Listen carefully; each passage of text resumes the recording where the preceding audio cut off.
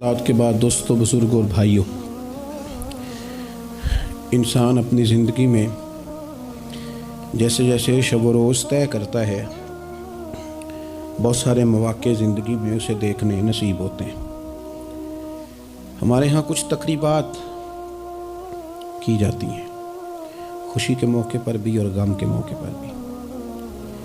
خوشی کی تقریبات بھی پہلے بڑی مختصر، جامع، پروقار اور وزادار ہوتی تھی۔ نکاح کا مطلب ہے دو گواہوں کی موجودگی میں ایجاب و قبول کرنا۔ مختصر سے لوگوں کے بیچ بیٹھ کے نکاح ہو جاتا تھا، مختصر سے لوگ ولیمے کی دعوت کے بعد دعائے خیر پر اپنے اپنے گھروں کو چلے جاتے تھے۔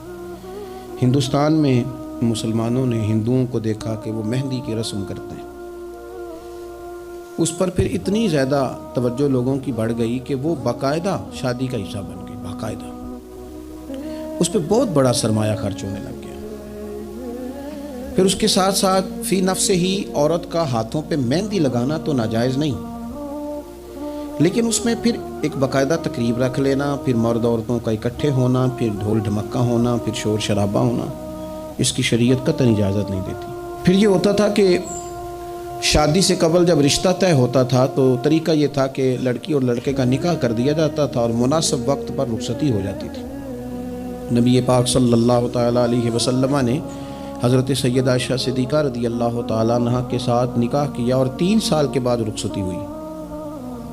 چلے بعد میں لوگوں نے اگر نکاح نہ کیا تو پھر کہا کہ نسبت طے کر دی ہے۔ یہ بڑا سونا، اچھا، صاف ستھرا فکرہ تھا۔ اب باقاعدہ اس نام کو منگنی کا نام دے دیا گیا، اور ہم دوسروں کی چال چلتے چلتے اپنی وفاداری بھولتے جا رہے ہیں۔ دیکھا دیکھی نا لوگوں کی، دیکھا دیکھی۔ میرج ہال کا تصور صرف اتنا تھا کہ اب آبادیوں میں جگہ موجود نہیں ہے تو باقاعدہ ایسے ہال بنا لیے جائے جن میں نکاح آسانی سے ہو جائے، لیکن اب تو مہنگے سے مہنگا ہال، اس میں پھر سہولیات، پھر اس میں آسانیاں، پھر کھانے کی بھرمار اور مختلف ڈشیں۔ یہ سوائے اپنے اوپر بوجھ ڈالنے کے، امیر بوجھ ڈالتے ہیں، غریبوں کو پریشان کرتے ہیں، ان کے بچے دیکھا دیکھی اس چکر میں پڑ جاتے ہیں، حالات سنگینی کا رخ اختیار کر جاتے ہیں۔ منگنی باقاعدہ میرج ہال میں ہونے لگ گئی۔ اللہ تعالیٰ معاف فرمائے تو وہاں بھی مردوں عورتوں کا اختلاط ہے باقاعدہ۔ ابھی اس کا نکاح نہیں ہوا، وہ تو غیر محرم ہے، اس کو انگوٹھی دی جاتی ہے پہنانے کے لیے، اور لڑکا لڑکی کے ہاتھ میں انگوٹھی پہنا رہا ہے۔ ناراض نہ ہونا، حاجی صاحب بھی کھڑے ہوتے ہیں، نمازی صاحب بھی کھڑے ہوتے ہیں، وہ صاحب بھی کھڑے ہوتے ہیں جو مذہبی تقریبات میں آگے آگے دکھائی دیتے ہیں، لیکن یہاں دین ہی نہیں یاد آ رہا۔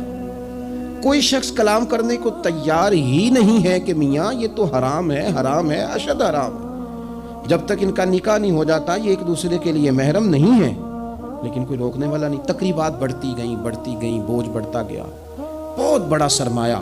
ویسے بھی مسلمان نے کوئی، اس کی تو زندگی بڑی بامقصد ہے، اس نے کوئی یہاں الجھ کے تو نہیں نہ رہ جانا۔ پھر اور باتیں بڑی، سالگرہ ایک پورا وتیرہ اختیار کر گئی ہے، گھروں کے اندر سرائیت کر گئی ہے۔ سالگرہ ایک پوری تقریب بن گئی ہے، ایک پورا خرچہ لے گئی ہے۔ وہ کیا مسلمان اتنے اپنے آپ کو فضول سمجھنے لگے ہیں معاذ اللہ کہ وہ فارغ ہیں جس کام میں جو مرضی ایک ماحول بناؤ، اور پھر چلتے طرح طرح کی تقریبات اور طرح طرح کے، یہ فلانا جشن بہاراں آ گیا ہے تو یہ اپریل فول آ گیا ہے تو یہ بیماری نیو ایئر نائٹ کی آ گئی۔ میں نے رات بھی کہا تھا، جس قوم کی بچیاں کشمیر میں روز روتی ہوں وہ جشن منائے گی سڑکوں پہ نکل، جن لوگوں کے بھائی بھرما میں کاٹ دیے جاتے ہوں وہ جشن منائیں گے۔ او خدا کے بندو، لوگوں نے تو تنقید کر کے چپ کر گئے، تنقید کر کے۔ دیکھو جی، عرب شریف والوں نے وہاں سینمے کھلوا دیے، تم تو تنقید کر کے چپ کر گئے نا۔ یہ وہ مقام کرب ہے، یہ وہ مقام خوف ہے۔ جب عرب کی دھرتی پہ عورتیں ناچیں گی تو مجھے بتاؤ نا، امام حسین کے دل پہ کیا گزرے گی، امام حسن کو کیا اس سے اذیت پہنچے گی۔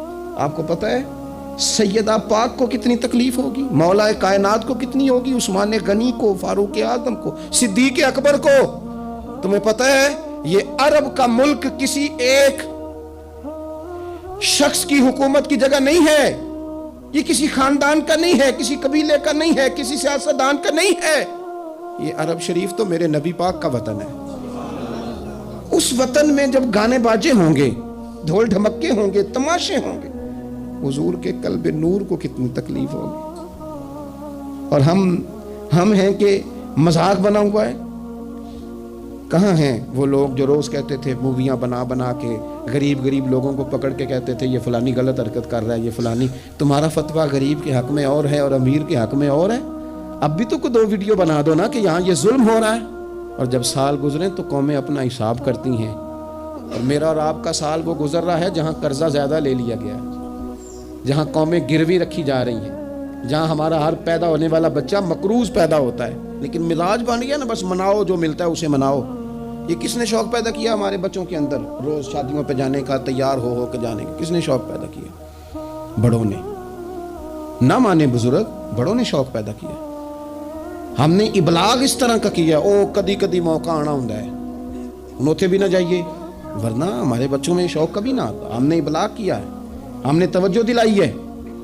بچے چھٹیاں کر رہے ہیں، یہ ہم پریشان ہیں ان دنوں میں، پیپر بچوں کے قریب ہے مدرسے کے، اور چوتھے دن کو بچہ درخواست لے کے آ جاتا ہے فلانے کی شادی ہے، فلانے کی شادی ہے۔ میرے ابا جی کہا کرتے تھے، تھوڑے سے ہم بڑے ہوئے تو ابا جی شادی پہ جانا ہے تو کہتے تھے جوان منڈے دا کی کام میں ویاہ میں تو جانے دا، ہم جائیں گے نا تو میری اماں جائے گھر رہو آرام سے۔ ہمارے پرانے بزرگ اس طرح کی تربیت کرتے تھے، کہتے تھے تمہارا مطلب کیا، اس شادی پہ تم نے کیا کرنا؟ اور یہاں سارا کام ہی بچے اور بچیوں کو دے دیا گیا، بچے اور بچیوں کو، اور تیار کر کے نہیں جاتا۔ کسی خاص جگہ پہ کوئی مجبوری ہو جائے، قربت اتنی زیادہ ہو کہ رہا نہ جائے، تو کبھی نکاح پڑھانے کے لیے جاؤں نا تو بس میرے کانوں سے آواز ٹکراتی نہیں، لیکن میں سمجھ جاتا ہوں کہ کیا باتیں گونج رہی ہیں۔ اور پردہ ہی کر لو تھوڑا سا، وہ کہتے ہیں پردہ، یہ بچی کے نکاح کی مووی نہ بنی تو فلم ہی نہیں مکمل ہوگی۔ اس خوشی کے موقع پر بھی آپ یہ کہہ رہے ہیں کہ لو جی پردہ کرو اور دوپٹہ لو، تو اتنے پیسے دیے وہ بیوٹی پارلر والے کو، وہ کدھر جائیں گے؟ کون ہیں یہ لوگ سارے؟ میں اور آپ نہیں ہیں، ہم ہی تو ہیں یہ سارے۔ یہ کس پر تنقید کر کے ہم چپ کر گئے ہیں؟ ہم سارے خود ہیں، اور ہم سب مل ملا کے اس سوسائٹی کا حصہ بنتے جا رہے ہیں۔ اب تو بھائی وہ مہنگے میرج ہال کے اندر جب میرج ہال لیا جاتا ہے تو ایک سمت عورتیں، ایک سمت مرد، اور بیچ میں پردے کا بندوبست بھی نہیں کرایا جاتا، چونکہ یہ تو دکھیا نوس لوگ ہیں جو پردہ کراتے ہیں۔ وہ کہتے ہیں وہ لوگ اتنی تیاری کی، کپڑے دکھانے کس کو ہیں؟ تم پردہ کرا رہے ہو۔ خدا سے ڈرے، مسلمان ان ابس کاموں کے لیے نہیں ہے، تو اونچے مقاصد کے لیے آیا۔ تو دیکھنا تیری تو بڑی عظمت ہے، کنتم خیر امۃ اخرجت للناس تأمرون بالمعروف وتنہون عن المنکر۔ تجھے تو بھیجا تھا کہ تو دنیا میں خیر عام کرے گا، برائی کا ہاتھ تھامے گا۔ تو کہاں الجھ کے رہ گیا؟ اپنی تقریبات پر تھوڑی توجہ دیں۔ ایک تو یہ خوشی کی تقریبات، پھر ایک غم کی تقریبات۔ میں نے اپنے کانوں سے سنا ہے، کل 10ویں کا اعلان اکٹھا کرا دیا گیا، اور یہ ٹھیک کیا جاتا ہے، ایک ہی دن میں دونوں اصال ثواب کی تقریبات ہو جائیں۔ اس کا اصل اصال ثواب ہے۔ اصال ثواب کیا ہے؟ اصال ثواب یہ ہے کہ آپ کو دعا کرنی ہے جانے والے کے لیے، کچھ قرآن مجید پڑھ کے، کچھ اذکار پڑھ کے، کچھ وظائف پڑھ کے اس کی روح کو اصال کرنا ہے، اتنا مقصود ہے۔ بڑی غور سے، مجھے تھوڑا ٹائم دیں گے آپ 2-3 منٹ کا صرف، اور میری بات پہ نا خاص توجہ کریں، خاص بات کرنا چاہتا ہوں۔ اگر اس میں کھانا پکانا ہے نا تو آپ نے کھانا اس لیے پکانا ہے کہ غریب کو، مسکین کو کھانا کھلائیں گے، اور جو ثواب اس کا ملے گا وہ بھی جانے والے کی روح کو ملے گا۔ لیکن اگر آپ اس میں دعوت پکا لیں، دعوت رشتہ داروں کی، یاروں کی، وہ تو بھائی دعوت ہے۔ ایک ہے کہ آپ نے کوئی ایسا کام کیا جس سے جانے والے کی روح کو، ہوٹل میں بیٹھ کے کھانا کھایا 4 بندوں نے، موج کی، مرضی کا انہوں نے گوشت اڑایا، تو وہ کہیں اس کا ثواب جائے گا۔ یہ جو دعوت کا لفظ ہے نا، کہ دعوت کی، امیر لوگ سارے اکٹھے کیے، رشتہ دار، دوست احباب، سیاسی سب آ گئے، اب آپ نے وہ دعوت کی اور نام آپ نے ختم شریف کا دے دیا۔ آپ تھوڑی گہرائی سے سوچیں کہ یہ ختم بنتا ہے؟ ویسے ذہن قبول کرتا ہے کہ یہ ختم شریف ہے؟ اب میں کہہ لوں، اب میں یہ بات کر لوں کہ ہمارے ہاں کچھ ولیمہ نما چہلم بھی ہوتے ہیں، ولیمہ نما چہلم، وہ ٹائٹل چہلم کا ہے اور اندر جا کے دیکھو تو ماحول سارا ولیمے کا ہے، تو یہ سالے ثواب ہے؟ آپ بتائیں ذمہ داری سے کہ یہ سالے ثواب ہے؟ آپ غربا کی دعوت پکائیں گے, غریبوں مسکینوں کی. ان کی دعوتیں اعلیٰ حضرت بریلوی رحمت اللہ نے لکھا ہے جائز نہیں ہے دعوت کرنا اس طرح. ہاں آئے ہوں کھانا کھا جائیں, فی نفس ہی رشتہ داروں کو کھانا کھلانا دعوت کھلانا ثواب ہے, لیکن ختم کو چیلم کو 10ویں کو دعوت بنا لینا یہ درست. ویسے ان کو دیں آپ ثواب ہے, لیکن ہمارے ہاں تو مطلب عجیب سا ایک ماحول ختم شریف, یعنی کل 10ویں کا اکٹھا اعلان ہو گیا, میں موجود تھا تو کہنے لگے ویکھو انہیں پیسے لگے جو بچانے. خدا کے بندو یوں تو نہ کرو. ایک ان کا والد چلا گیا, والدہ چلی گئی, کوئی عزیز چلا گیا, اور دوسرا یہ کہ آپ یہ بتائیں گھر سے روٹی نہیں ملتی صرف ختم کی ملتی ہے. اتنی چھوٹی سوچ کون پیدا کرتا ہے؟ یہ تو ماحول میں ہی ایسی باتیں نہیں ہونی چاہیے. میں آپ کو کہہ رہا ہوں, میں مولوی صاحب ہو کے مسجد کا خطیب ہو کے, حالانکہ چیلم پہ ڈیوٹی مولوی صاحب کی ہے, ان کو تو موقع ملنا ہے 10ویں کا بھی, چیلم کا بھی, کل کا بھی, لیکن مولوی کا بھی تو کول ہونا ہے نا. اسے بھی تو خیال کرنا چاہیے کہ جو چیزیں درست ہیں صرف اتنی درست ہیں, حد بندی سے باہر جائے تو چیز ٹھیک نہیں رہتی. اس لیے ان تقریبات کو بھی یقین کریں. کل شریف پہ ماحول دعوت کا نہ ہو. میں آپ کو ذمہ داری سے کہتا ہوں, کسی کا باپ فوت ہو جائے تو جتنی اچھی دعا وہ مانگ سکتا ہے, درد سے اتنی کوئی اور نہیں مانگ سکتا. لیکن وہ تو دعوت پکا رہا ہے نا, وہ تو دیگوں پہ ہے, وہ تو ٹینٹ کا سامان اکٹھا کر رہا ہے, وہ تو ترتیب لگا رہا ہے. اور میں ذمہ داری سے کہتا ہوں, کل سے پہلے 10ویں کے بعد چیلم کے بعد بیٹوں کی لڑائی ہوتی ہے کہ خرچہ زیادہ ہے, تم حصہ نہیں پورا دے رہے, یہ سال ثواب ہے. تیرے تمہیں 25,000 ہے, تیرے تمہیں 30,000 ہے, یہ سال ثواب ہے. یہ غلط چیز ہے, کیونکہ آپ ایک ماحول ہے دعوت کا, ایک ماحول ہے دعا کا, ان دونوں میں فرق ہے.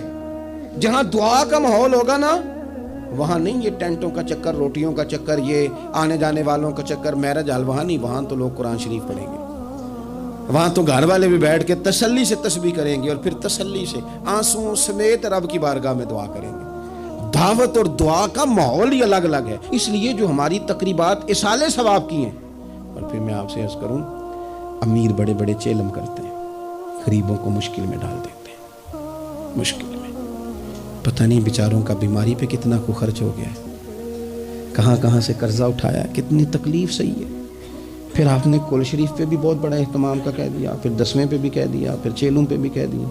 نہیں, کچھ لوگ زبان سے کہتے لیکن بڑی تکلیف میں آ جاتے ہیں, بڑی آزمائش میں, بڑی ساری دکھ بھرا معاملہ ہوتا ہے.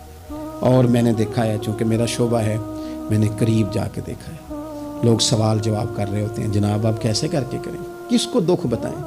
ایک ماں کے جانے کا دکھ, باپ کے جانے کا دکھ, بھائی کے جانے کا دکھ, اور ایک یہ والا دکھ. نہ کریں یہ کام. ہمارا دین جہاں ہمیں تکلیف نہیں دیتا, اپنے آپ کو تکلیف میں نہ ڈالیں. اصال ثواب ضرور کریں, فی نفس ہی اس کا بہت اجر و ثواب ہے, لیکن مشقت والا کام میں درد سے کہوں, غریبوں کا بھلا کر دو, پر ان کو جا کے مشورہ دو کہ یار مہربانی کرو, ایک ہی ختم کافی ہے. بڑا ختم کول والے دن ہو گیا, اب جائیں لوگ اپنے گھروں کو. چیلم والے دن بس ٹھیک ہے. میں تو آپ کو مشورہ دوں گا کہ آپ کسی مسجد میں, گھر سے سارے لوگ چلے جائیں, مسجد کے نمازی بیٹھے ہیں, وہاں جا کے آپ کہیں جناب قاری صاحب یہ تھوڑا ختم شریف پڑھ دیں. آپ کو بہت بڑا اعلان کرانے کی بھی ضرورت نہیں, آپ ختم شریف پڑھ دیں. دیکھو نا میرے نبی پاک صلی اللہ علیہ وسلم, اللہ کرے حضور کی ادائیں نور بن کے ہمارے دلوں میں اتر جائے اور وہ نہ اندر رہ جائیں ہمارے. یہ دیکھو اصال ثواب. حضرت سیدنا سعد بن معاذ رضی اللہ تعالیٰ عنہ کا وصال ہو گیا, قربان جائے, نصیب دیکھو, حضور ان کی قبر پر کھڑے ہو گئے. قبر میری تے میرے اپیرا جے کر پامے پھیرا. حضور قبر پہ کھڑے ہو گئے, اور پھر نبی کریم نے تسبیح پڑھی, پھر تحلیل پڑھی, پھر تکبیر پڑھی, دیر تک پڑھتے رہے. پھر حضور نے پتہ کیا فرمایا, فرمایا تمہارے بھائی کی قبر تنگ ہو گئی تھی, میں نے تسبیح پڑھی ہے تو اللہ نے کشادہ کر دی ہے, کھول دی ہے قبر. تو جاؤ نا ابا جی کی قبر پہ, پڑھو نا وہاں اللہ اکبر اللہ اکبر اللہ اکبر, پڑھو نا وہاں جا کے الحمدللہ الحمدللہ وہاں پڑھو جا کے, وہاں جا کے کہو لا الہ الا اللہ لا الہ الا اللہ لا الہ الا اللہ محمد الرسول اللہ صلی اللہ علیہ. پڑھو جا کے وہاں سورہ یاسین, پڑھو جا کے سورہ ملک, پڑھو جا کے وہاں قرآن مجید. دیکھو معاملات ٹھیک ہو جائیں گے. یہ سال ثواب کی ترتیب بنائیں, گھر میں بھی یہ سال ثواب کریں تو ذرا درد سے, ذرا ذوق سے, ذرا اچھی طرح پڑھ کے. لیکن دعوتیں نہ بنائیں کل 10ویں چیلم کو دعوتیں, یعنی مل بیٹھو, کپڑے نئے نکالو, پوری تیاری کرو, اور جناب وہاں جاؤ اور جا کے کھانا کھاؤ اچھا سا خوبصورت سا, اور ساری توجہ ہی کھانے پہ. کیونکہ وہ اس کو پتہ ہے کہ جس طرح شادی میں کھانا کم پڑ گیا تو عزت نہیں ہوگی، اس طرح اگر چیلم پہ کم پڑ گیا تو پھر بھی رسوائی ہوگی. تو جب کھانے پہ لگ جائیں گے تو دعا تو رہ گئی، جانے والے کا فائدہ نہ ہو سکا. دو ایک باتیں مزید اسی عنوان پر. اللہ تعالیٰ نے قرآن مجید میں یہ فرمایا کہ کل بفضل اللہ و برحمتہ فبذالک فلیفرحوا. اے محبوب علیہ السلام، آپ اپنے غلاموں سے فرما دیں کہ جب اللہ کا فضل اور اس کی رحمت ملے تو پھر خوشی منایا کریں، اظہار مسرت کریں. امام فخر الدین رازی رحمۃ اللہ علیہ نے یہاں ایک بات لکھی ہے جو بڑی خوبصورت ہے اور بڑی سمجھنے والی ہے. امام رازی رحمۃ اللہ علیہ فرماتے ہیں کہ یہ خوشی اس لیے نہیں منانی کہ انعام ملا ہے، خوشی اس لیے منانی ہے کہ رب کی طرف سے ملا ہے. خوشی اس لیے منانی ہے کہ محبوب نے دیا ہے. تو جب محبوب دے نا، وہ چند دن پہلے بڑا لطف آیا، بس ایک بات ہے بھولتی نہیں، سے ثبوت نہ منگو میتھوں نظر کرم قد ہوئی. اے میں جانا یا دل پر جانے غیر نہ جانے کوئی. یہ اس لیے خوشی منانی ہے کہ نظر کرم ہوئی ہے، اللہ نے نوازا ہے. تو اب جب اس لیے خوشی منانی ہے کہ اللہ نے دیا ہے تو پھر خوشی بھی وہی منانی ہے جسے اللہ راضی ہو. اسی انداز میں رہنا ہے جس میں رب رسول راضی ہوں. تقریبات میں دو تین چیزوں کا خاص خیال. ایک تو خرچ حد سے زیادہ نہیں ہونا چاہیے، اعتدال کے ساتھ خرچ کریں، فضول خرچی سے بچیں. ہماری شادیوں میں اتنا زیادہ خرچ ہوتا ہے، اتنا زیادہ خرچ ہوتا ہے، اور یہ چونکہ ہماری طبیعت ہے نا، ہم کسی نہ کسی بات میں اپنے آپ کو خود بخود ایموشنل کر لیتے ہیں. میرا پہلا منڈا ہے تو میں زور لانا ہے، سارے چاہ کرنے. پھر میرا آخری ہے تو ہن بھی میں سارے چاہ. او دیکھو جی آخری شادی ہے، او یہ آخری نہیں ہے میرے بھائی. کس نے آپ کو کہا؟ دعا کریں نا اللہ بیٹے کو بھی بیٹے دے، اللہ بیٹے کو بھی بیٹیاں دے، ان کی بھی شادیاں ہوں، تو آخری تو نہ ہوئی. کیوں مطلب آپ بلا وجہ اپنے آپ کو خود بخود ایموشنل کر کے. اور یہ اتنی کبھی طبیعت ہے بعض لوگوں کی کہ وہ کہتے ہیں وہ دکھانا ہے. آج آپ شادی کی تقریبات کو فضول خرچیوں سے بچائیں. قرآن مجید نے کیا کہا کلو وشربو ولا تسرفو، کھاؤ بھی پیو بھی، فضول خرچی نہ کرو. اعتدال میں رہ کے کرو سارا کام، لیکن میانہ روی میں، اعتدال میں. ایک قرضہ وہ ہے جو انسان مجبور ہو کے لیتا ہے. کوئی مجبوری آ گئی، کوئی تنگ دستی آ گئی، کوئی نقصان ہو گیا. ایسے مقروض کے ساتھ تو نبی پاک صلی اللہ تعالیٰ علیہ وسلم نے اظہار ہمدردی فرمایا. ایسے مقروض کو مہلت دینے کا کہا ہے جو مجبور ہو کے قرض لیتا ہے. حضور صلی اللہ علیہ وسلم نے فرمایا اگر تم نے کسی شخص سے قرض لینا ہے اور وہ تنگ دست ہے تو تم اسے مہلت دو. تم جتنے دنوں کی اسے مہلت دو گے نا، اور جتنے پیسے تم نے لینے ہوں گے اتنے ہی پیسے روز اللہ تمہیں صدقہ کرنے کا ثواب عطا فرمائے گا. اظہار ہمدردی کیا. اور کریم ہے نا محبوب، لجپال ہے نا محبوب، عطائیں کرنے والے ہیں نا محبوب. کون دیتا ہے دینے کو منہ چاہیے، دینے والا ہے سچا ہمارا نبی. اور مانگیں گے مانگے جائیں گے، منہ مانگی پائیں گے. سرکار میں نہ لا ہے نہ حاجت اگر کی ہے. حضور فرماتے ہیں ابن ماجہ میں محبوب کریم علیہ السلام کا فرمان موجود ہے. محبوب فرماتے ہیں میں مومنوں کی جانوں سے بھی زیادہ قریب ہوں. اگر میرا کوئی مسلمان مومن میرا امتی فوت ہو جائے اور اس کے ذمہ قرض ہو تو مجھ سے آ کے لے لینا، میں اپنے امتی کا قرض ادا کر دوں گا. اور حضور سید عالم صلی اللہ تعالیٰ علیہ وسلم، میں پھر کہہ رہا ہوں اس میں کئی روایات آپ کے سامنے رکھ سکتا ہوں. حضرت ابو امامہ رضی اللہ تعالیٰ عنہ انصاری صحابی ہیں، فرماتے ہیں میں بڑا پریشان تھا اور مسجد میں بیٹھا تھا. قرض بہت بڑی اذیت ہے. مقروض قیدی ہے، صحت ہونے کے باوجود بیمار ہے، گھر ہونے کے باوجود بیکار ہے، ساری آسانیاں ہونے کے باوجود تکلیف میں ہے چونکہ مقروض ہے. ہر وقت کی اذیت ہے، ہر وقت کی ٹینشن ہے. حضرت ابو امامہ رضی اللہ عنہ فرماتے ہیں میں مسجد میں بیٹھا تھا، قربان جائیں نبی کریم علیہ السلام تشریف لائے اور محبوب کے میٹھے اور مد بھرے جملے، کک سواد نہیں مشری اندر اسی کھنڈاں وی چک ڈٹھیاں، انہاں ساریاں شیواں نالوں گلاں سجن دیاں میٹھیاں. محبوب نے فرمایا ابو امامہ کیا بات ہے یار، یہ وقت نہیں مسجد آنے کا، اور اس وقت کے اندر میں تمہیں مسجد میں دیکھ رہا ہوں، اس وقت کیوں بیٹھے ہو؟ عرض کرنے لگے حضور مجھے قرض نے پریشان کر دیا، آزمائش میں آ گیا، حضور کیا کروں؟ تو نبی کریم نے فرمایا میں تمہیں دعا سکھاتا ہوں. حضور نے دعا سکھائی، کہا پڑھو اللہم انی اعوذ بک من الہم والحزن واعوذ بک من العجز والکسل واعوذ بک من الجبن والبخل واعوذ بک من غلبۃ الدین وقہر الرجال. فرمائے اس دعا کو پڑھا کرو اللہ خیر کر دے گا۔ حضرت ابو امامہ فرماتے ہیں لوگوں میں نے یہ دعا پڑھی، میرے نصیب دیکھو، پڑھی میں نے پر سیکھی میں نے ڈائریکٹ حضور سے ہے۔ میں نے یہ دعا پڑھی، اللہ نے میرے قرضے بھی دور کر دیے اور میرے غم بھی سارے دور کر دیے۔ ہمارے تو وظیفے میں اعلیٰ حضرت نے اس دعا کو شامل کر دیا، فرمایا اسے پڑھو، صبح بھی پڑھو شام بھی پڑھو، غم بھی دور ہوں گے، قرضے بھی دور ہوں گے۔ اور یہ روایت سنن ابو داؤد شریف میں موجود ہے۔ عزیز بھائی، نبی پاک اظہار ہمدردی کرتے، لیکن جو بندہ جان بوجھ کے قرضہ لے، جان بوجھ کے قرضہ لینے سے مراد کیا ہے؟ شہرت کے لیے، دکھاوے کے لیے، زیادہ خرچے کرنے کے لیے، مہنگی شادی کرنے کے لیے جو بندہ قرضہ لے، اس کے بارے میں پتہ ہے رسول کریم صلی اللہ تعالی علیہ وسلم نے کیا فرمایا؟ محبوب فرمانے لگے، یہ المستدرک میں موجود ہے، ذرا لفظ دیکھیے گا حدیث کے۔ حضور فرمانے لگے میں کفر اور قرض سے اللہ کی پناہ مانگتا ہوں۔ میں کہہ چکا ہوں کہ شارحین حدیث نے لکھا یہ وہ والا قرض ہے جو بندے نے شہرت کے لیے لیا، خرچے بڑھانے کے لیے لیا، مہنگی شادی کرنے کے لیے، دکھاوے کے لیے کام کرنے کو لیا، مجبور نہیں تھا، جان بوجھ کے لیا۔ حضور فرمانے لگے میں کفر اور قرض سے اللہ کی پناہ مانگتا ہوں۔ تو صحابی نے عرض کی یا رسول اللہ آپ قرض اور کفر کو برابر کر رہے ہیں، ایک جگہ ذکر فرما رہے ہیں؟ تو حضور نے فرمایا ہاں میں ایک جگہ ذکر کر رہا ہوں، میں ان دونوں کا ذکر اکٹھا کر رہا ہوں، کفر اور قرض۔ اتنی بڑی بات، اعتدال میں رہیں، کم سے کم قرضے، اور یہ سارا کچھ ہو سکتا ہے، کوئی مشکل کام نہیں ہے۔ دوسری بات، ایک تو شادی میں خرچ کم سے کم کریں تقریبات میں، اور دوسری بات یہ کہ تھوڑا سا نا پردے کا اہتمام ہو۔ میں کوئی تنقید نہیں کرتا، طنز نہیں کرتا، چونکہ ہماری بہنیں مائیں بیٹیاں ہوتی ہیں، ہم نے انہیں سمجھانا ہے، ان کو ذرا سمجھائیں، ان کو یہ بتائیں کہ قیمتی چیزیں جو ہوتی ہیں وہ پردوں میں ہوتی ہیں۔ ہمارے گھر میں 20 تولے سونا پڑا ہو تو ہم نے کبھی نہیں باہر نکل کے بتایا کہ پڑا ہے، کیونکہ قیمتی ہے نا، تو پردے میں رکھا ہوا ہے، اس کی چابی کا بھی ہم خیال رکھتے ہیں کہ کہیں گم نہ ہو جائے۔ اسی طرح ہر کتاب کو غلاف نہیں چڑھتا، صرف قرآن پاک کو چڑھتا ہے۔ انہیں بتاؤ کہ ساری بیویاں پردہ نہیں کرتی، صرف سیدہ عائشہ صدیقہ کی کنیزیں کرتی ہیں، صرف سیدہ فاطمہ کی کنیزیں کرتی ہیں رضی اللہ تعالی عنہما۔ تھوڑا سا نا پردے کا اہتمام۔ شادی بیاہ پہ تو بالکل ہی معاملہ گڑبڑ ہے، اور پوری تیاری کر کے عورتیں معاذ اللہ آ جاتی ہیں، اور یہ تو روکنا ہے ان کے ورثاء نے، ان کے جو ولی ہیں۔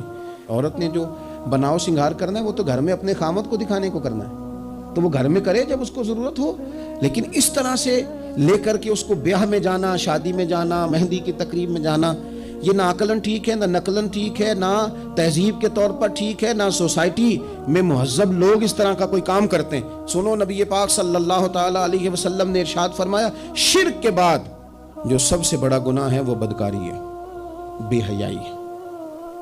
اور نبی پاک علیہ السلام نے فرمایا کچھ عورتیں ایسی ہیں جو لباس پہن کے بھی ننگی ہیں۔ فرمایا یہ وہ عورتیں ہیں جنہیں اللہ تبارک و تعالی جنت کی ہوا بھی عطا نہیں کرے گا، خوشبو تک نہیں ملے۔ ان کو یہ سمجھائیں، یہ آج کل بڑا عروج ہے شادیوں کا۔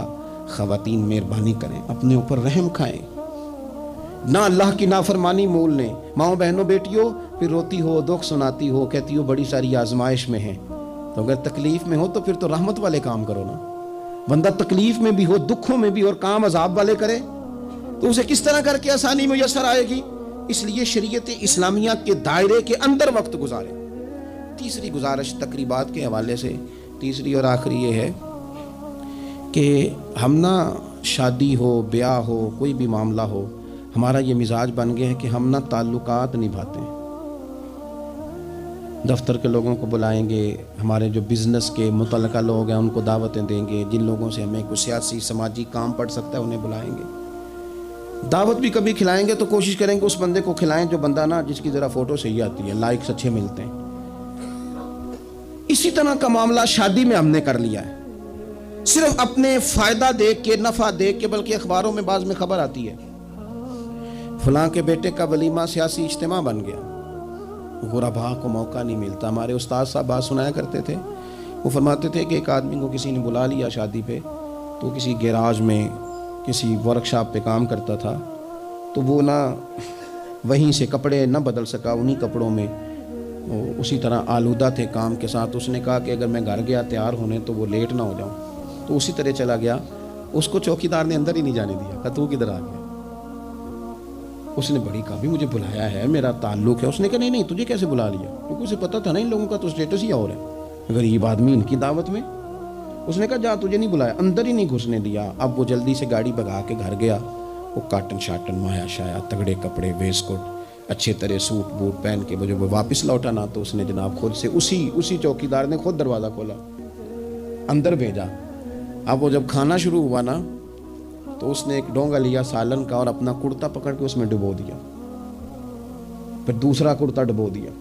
لوگوں نے کہا تم باولے تو نہیں ہو گئے, یہ کیا کر رہے ہو, اپنے کپڑے آلودہ کر رہے ہو. سالن سے کہنے لگا میری تو دعوت نہیں, دعوت تو کپڑوں کی ہے, اگر میری ہوتی تو مجھے تو پہلے بھی داخل ہونے دیتے, یہ تو ان کپڑوں کی دعوت ہے میاں, تو یہ چونکہ ان کی دعوت ہے تو انہیں کہہ رہا ہوں کھاؤ کھانا, میری تو ہے ہی نہیں دعوت, ان کو کھانا چاہیے. اس لیے کہ یہاں تو گاڑیوں کی دعوت ہے, یہاں تو کوٹھیوں کی دعوت ہے, یہاں تو دعوت اس بات کی ہے کہ بڑی پناروں میں کون آیا ہے, رسول کریم صلی اللہ تعالی علیہ وسلم نے فرمایا ولیمے کے کھانوں میں بدترین کھانا, یہ صحیح بخاری ہے, فرمایا ولیمے کے کھانوں میں سے بدترین کھانا وہ ہے اس میں امیروں کو تو بلایا جائے پر غریبوں کو نہ بلایا جائے, وہ بدترین دعوت ہے.